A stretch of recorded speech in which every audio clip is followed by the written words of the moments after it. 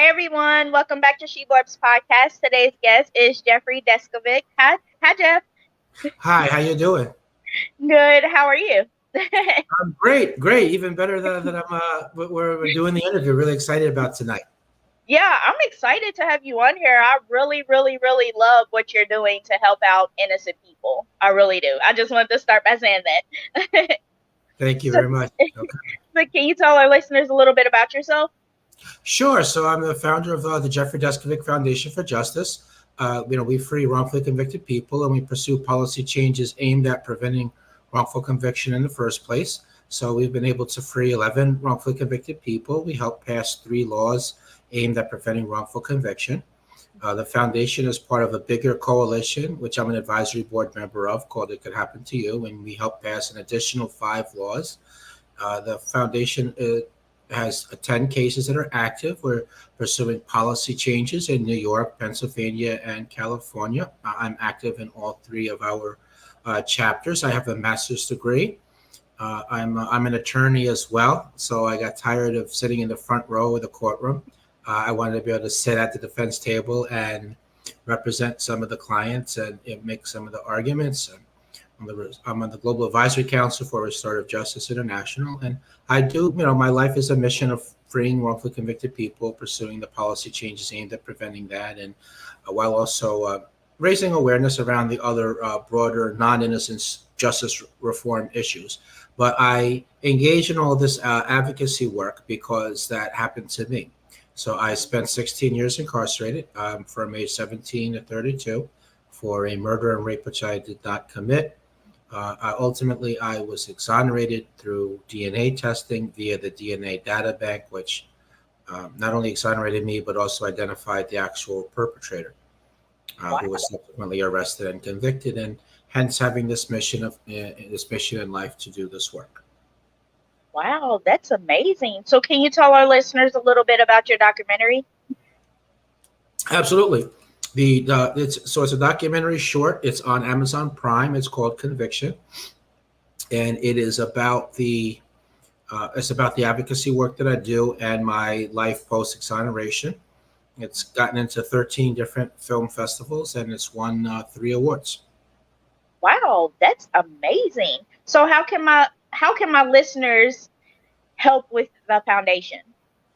Sure, a few ways. So, firstly, we do have a crowdfunding page on the website Patreon, which is for people who are willing to become recurring monthly donors. Imagine for a minute if 25,000 people were willing to commit to $3 or $5 a month on a recurring basis, in order to enable us to free even more innocent people and pursue, policy changes even more than just the 3 states that we're doing. So that really would be big, and then also sharing that on social media, word of mouth, etc. So that would really be the main way that people could assist. But there's also Amazon also has the Amazon Smile program where people can register for a charity of their choice. So if you were to register for the Jeffrey Deskovic Foundation on Amazon, then Amazon would donate a small percentage of the purchase to the foundation without it increasing the cost to the consumer. Wow, that's amazing.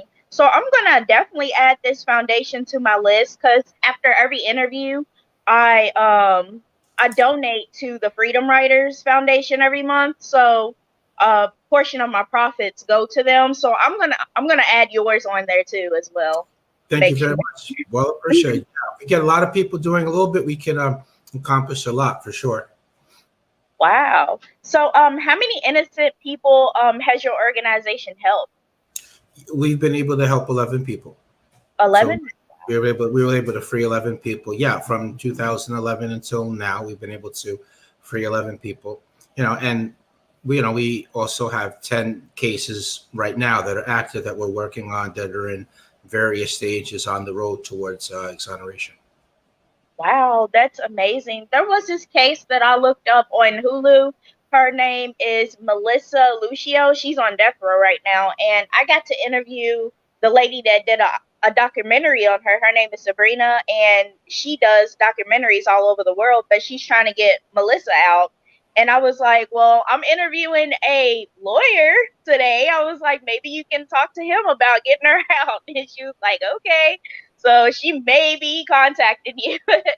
So Yeah, we hopefully can it works consult a bit. Yeah, we can consult a bit. I mean, death row cases are, specialized, knowledge, and we're it's really expensive to do like a non-DNA case outside of New York. I mean, if it has DNA, that's one thing, but in terms of non-DNA cases, I mean, we're really stuck with New York unless there's like a local attorney that we could work with, because it does get pricey. But it is an aspiration for sure that we would love to expand, to have a chapter in each state and ultimately each country, because I really see wrongful conviction as being a worldwide issue rather than just simply a New York issue or an American problem. And really, countries where we don't hear about wrongful conviction, it's not because that they're not happening. It's more that nobody's being exonerated, nobody's doing this type of work.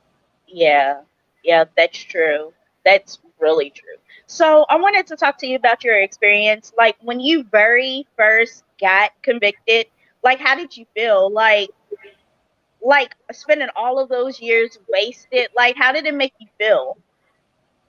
Well, when I first got convicted, I was kind of in shock. I mean, I was in disbelief. I mean, I up to that point in time, I thought that only innocent people, excuse me, I thought that only guilty people were convicted. So I was in shock about that, and I was frightened, and I didn't know what would happen next, and I kind of thought that my life was over, on quite honestly. But while I was wrongfully incarcerated, I did everything I could in order to not waste my time. Mhm. So I took advantage of the limited educational programs that the prison had. So I got the GED. I learned to type, which helps me quite a bit. We're in the information age now, and everything's the computer. And if you can type, then you can browse and look things up a lot faster. So I got 6 certificates in plumbing. I became a painter's helper. I learned how adults learn. That was the training component, which was a prerequisite to working as a teacher's aide. So I took that program. I helped other prisoners that were prepping to get the GED. I did get an associate's degree, and I completed another year towards college before funding was cut. I worked in food service. I used to go to law library, so I used to learn the law. I would read other articles about other people who were exonerated. From 1998 to 2006, I read 3 or 4 nonfiction books a week. So I did a lot of things that, to not waste my time. I learned how to play chess. I built a mini chess library, and I still enjoy playing now because it's a game that you have to think ahead in order to be successful. Wow, that's amazing. You did spend your time wisely.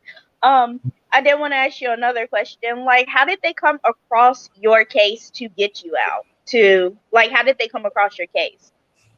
Well, I wrote the innocence. I wrote them and Oh, asking for their help, and then send me back a questionnaire. And then also, I had the investigator that suggested that I write the Innocence Project looking for help. She also lobbied them to take my case, and she got some other respected legal entities to do that also. And I also got lucky that one of the intake workers there, Maggie Taylor, when the Innocence Project didn't want to take my case, she represented it to them a second time, and when they still didn't want to take it, she presented it a third time, and getting them to agree to take it on the third try. So that was all key to getting their representation. But that was the first key, is getting the Innocence Project's representation. The second key was that the district attorney, Janine Pirro, who does commentary on television, who did not want to allow me to get the further testing, whose office fought all of my appeals, she left office, and her successor was willing to let me get the further testing. And the third thing is we got lucky that when we took the crime scene DNA evidence, which already did not match me, we put it in the DNA data bank, and it matched the actual perpetrator, whose DNA was only in the data bank because left free while I was doing time for his crime, he killed a second victim 3.5 years later after killing the victim in my case. wow, that's amazing. Wow, wow. Like, I don't even know what to say about that. So, I did read about the people that you have helped free. How did it make you feel whenever you help those innocent people? And do you still keep in touch with any of them? I absolutely keep in touch with all of them. They're not just former clients, but we're friends also. We have that special bond.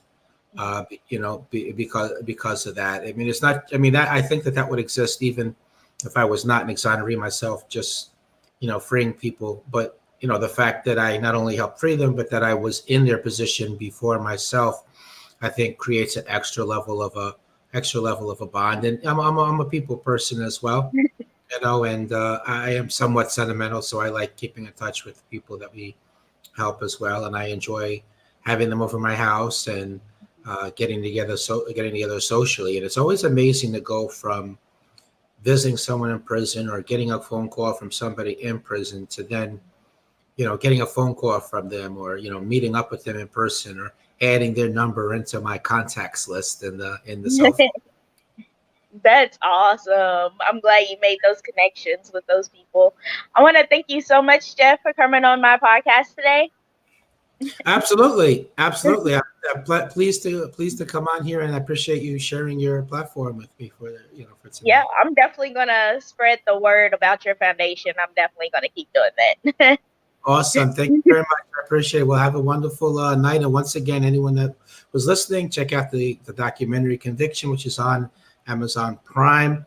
And if you'd like to keep up with me, I have a public figure page on Facebook, and I'm on Instagram and LinkedIn as well. And lastly, if you wanted to email me, you can email me through the website. Website is www.deskovic.org, Deskovic. There's a web form there. You could email me through that. And listen, remember the generic formula that I've extracted from the time in prison, and also obstacles I've overcome in my 14 years of freedom since then, which is you want to have a goal and you want to have a realistic plan, meaning you should be able to look at it 3 or 4 different ways before you finalize on it and say to yourself, yeah, I can see how this would work. Because who wants to follow a plan if you don't have some confidence in it that's based on something objective?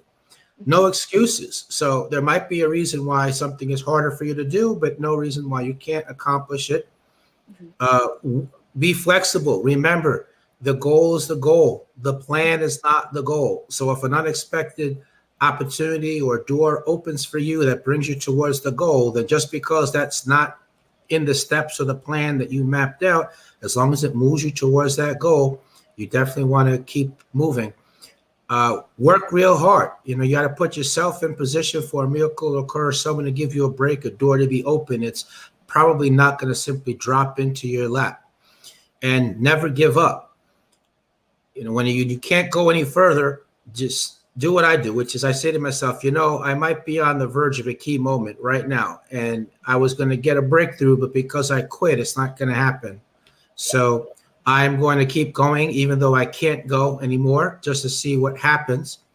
And then once you make it out on the other side, you want to reach back for other people similarly situated and do some work on the preventative side. And if you can do that, it'll make your suffering count for something. It'll be meaningful. It'll be healing. It'll be cathartic. It'll make the world a little bit better. And I know that formula applies well beyond wrongful incarceration. It could apply to somebody that's faced discrimination or sexism or racism, or someone that's been homeless, or another person that's a domestic abuse survivor, someone that's faced sexual assault, or any other extreme or much less life circumstance. That formula can apply to anybody. And I know people personally, and I've seen people from 50,000 feet away that are in one of those walks of life or another.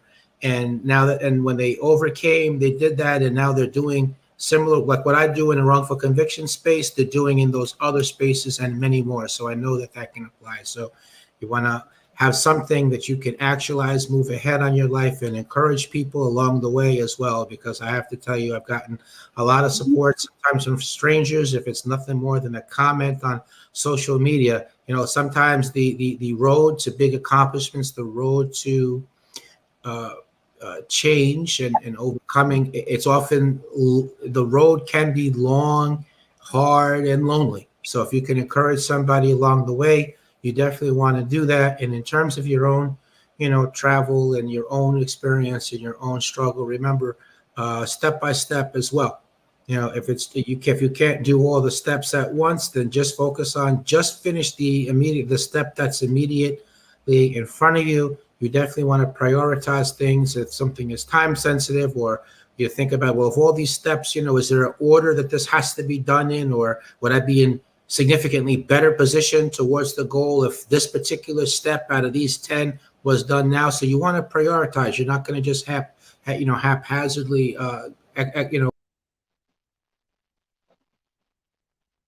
So I guess it just cut off. Sorry about that. So I hope everyone have a great day. Thank you all for listening to my interview with Jeff, and I hope you all have a great day.